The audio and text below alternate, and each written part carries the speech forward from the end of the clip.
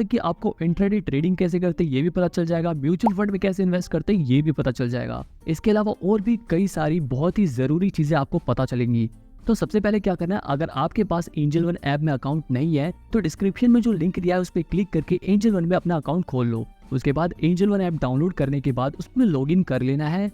Login करते ही आपके phone में एक ऐसा डैशबोर्ड खुल जाएगा। अब देखो सबसे पहले हम जानते हैं ये मार्केट टुडे क्या लिखा हुआ है। यहाँ पर नीचे लिखा है निफ्टी और बैंक निफ्टी। अब देखो निफ्टी क्या होता है, इसमें हमारे देश की टॉप की जो 50 कंपनियां होती है यानी कि जो 50 बड़ी बड़ी कंपनियां होती हैं उन सबके शेयर्स दिखाते हैं। जैसे यहाँ पर अभी करेंटली दिखा रहा है कि निफ्टी 19,403 पॉइंट्स पे है और आज के दिन निफ्टी 50 की वैल्यू 0.32% गिर गई है यानी कि लगभग 62 पॉइंट्स गिर गई है।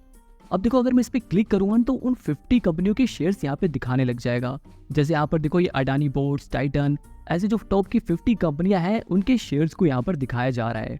आप इसको स्क्रॉल करके सबको चेक कर सकते हो। यहाँ पर सभी कंपनियों की परफॉर्मेंस दिखा रहा है कि आज किस कंपनी के शेयर का क्या प्राइस चल रहा है, उनकी वैल्यू कितनी गिरी है। जैसे यहाँ पर ऊपर दिखा रहा है ना, अडानी पोर्ट का आज करंटली अभी जो प्राइस चल रहा है 790 रुपए है और आज के दिन 1.75% उसके शेयर प्राइस बढ़ गए हैं यानी कि लगभग 13.70 उसका शेयर प्राइस बढ़ गया है। उसके ऊपर देखो यहाँ पर लिखा है ना छोटा सा 19,375, ये यहाँ पर हमें निफ्टी 50 के पॉइंट्स दिखा रहे हैं यानी कि जो नंबर दिखा रहा है ना ये इन सभी कंपनियों के शेयर प्राइस को जोड़ के एक नंबर बनाया जाता है। अब इससे हमें ये पता चलता है कि हमारे देश की जो 50 कंपनियां हैं वो ओवरऑल कैसा परफॉर्म कर रही हैं।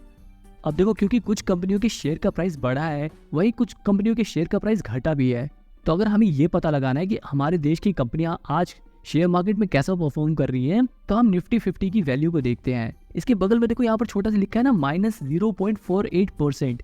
ये परसेंटेज हमें ये बता रहा है कि आज के दिन निफ्टी 50 की जो वैल्यू है वो लगभग 0.48% गिर गई है यानी कि लगभग 90 पॉइंट्स गिर गई है। तो मतलब इस निफ्टी को देखकर हम ये पता चलता है कि हमारे देश की जो टॉप की 50 कंपनियां हैं वो कैसा परफॉर्म कर रही हैं। इसी तरह इसके बगल में लिखा है बैंक निफ्टी। बैंक निफ्टी में हमारे देश के जो टॉप के 12 बैंक होते हैं उनके शेयर्स दिखाता है। अगर आप इस पे क्लिक करोगे तो इसके अंदर वो सभी 12 बैंकों की लिस्ट आ जाएगी। तो वापस बैक करूँ तो यहाँ पर हमें पता चल रहा है कि बैंक निफ्टी की करेंटली वैल्यू 43,930 पॉइंट्स के आसपास है यानी कि आज के दिन उसकी वैल्यू लगभग 0.03% गिरी है। मतलब आज के दिन 24-25 पॉइंट्स उसकी वैल्यू गिर गई है। इसके ऊपर देखो कोने में लिखा है व्यू मोर। अगर आप इस पे क्लिक करोगे ना तो यहाँ पर हमें ये बता देगा कि आज के दिन हमारे जो इक्विटी है यानी कि जो शेयर्स हैं वो कैसा ट्रेंड कर रहे हैं। यहाँ पे देखो लिखा है ना बियरिश ट्रेंड कर रहा है, जो इक्विटी है वो बियरिश ट्रेंड कर रही है यानी कि बियरिश मतलब उनके शेयर का प्राइस नीचे गिरने वाला है। जहाँ पे देखो बियरिश लिखा हो इसका मतलब समझ जाना कि शेयर का प्राइस नीचे गिरने वाला है, और अगर कहीं बुलिश लिखा हो तो इसका मतलब ये है कि शेयर का प्राइस बढ़ने वाला है। अब इसी में देखो मार्केट मूवर्स में यहाँ पे लिखा है टॉप गेनर्स।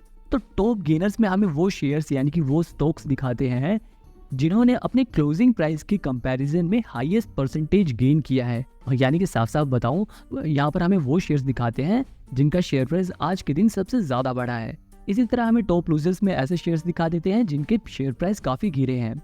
इसके बगल में हमें एक्टिव बाय वॉल्यूम भी दिखा देता है। इसके अंदर हमें वो शेयर्स दिखाते हैं जिनकी सबसे ज्यादा ट्रेडिंग हुई है यानी कि ऐसे शेयर जिन्हें सबसे ज्यादा खरीदा या फिर बेचा गया है। ट्रेडिंग मतलब खरीदना और बेचना। तो आज के दिन सबसे ज्यादा किन्हें खरीदा और बेचा गया है वो हमें यहाँ पे बता रहा है और नीचे हमें वो नंबर भी बता रहा है। जैसे यहाँ पर आइडिया यानी कि वोडाफोन आइडिया लिमिटेड कंपनी है, उसकी शेयर्स की आज कितनी बार ट्रेडिंग हुई है वो हमें यहाँ पर नंबर दिखा रहा है। इसके बगल में लिखा है एक्टिव बाय वैल्यू। अब देखो एक्टिव बाय वॉल्यूम में ये था कि किस शेयर को कितनी बार खरीदा या बेचा गया है। इसी तरह एक्टिव बाय वॉल्यूम में क्वांटिटी की जगह वैल्यू को देखा जाता है कि कौन से शेयर वैल्यू के हिसाब से सबसे ज्यादा ट्रेड किए गए हैं। तो आपको अब मार्केट मूवर्स का ये सब कुछ पता चल गया है। इसके बगल में लिखा है डेरिवेटिव मार्केट। देखो डेरिवेटिव तो वैसे ऑप्शन बायर और सेलर के बीच के एग्रीमेंट को कहा जाता है। तो यहाँ पर डेरिवेटिव मार्केट में हमें ऑप्शन ट्रेडिंग में मार्केट का कैसा हाल चल रहा है वो पता चलता है। तो बेसिकली ये डेरिवेटिव मार्केट जो लोग ऑप्शन ट्रेडिंग करते हैं उनके काम का होता है। तो यहाँ पर हमें डेरिवेटिव मार्केट का ट्रेंड बियरिश दिखा रहा है यानी कि शेयर्स का प्राइस नीचे गिरने वाला है। अच्छा यहाँ पर देखो निफ्टी के जो पॉइंट्स बता रहा है उसके नीचे लिखा है शॉर्ट बिल्डअप। अब ये शॉर्ट बिल्डअप क्या होता है आपके दिमाग में आ रहा होगा। तो देखो शॉर्ट बिल्डअप का मतलब ये होता है कि ज्यादातर इन्वेस्टर ये सोच रहे हैं कि शेयर का प्राइस गिरेगा, इसलिए वो अपने शेयर्स को बेचना चाहते हैं ताकि वो शेयर्स को बाद में सस्ते में खरीद लें।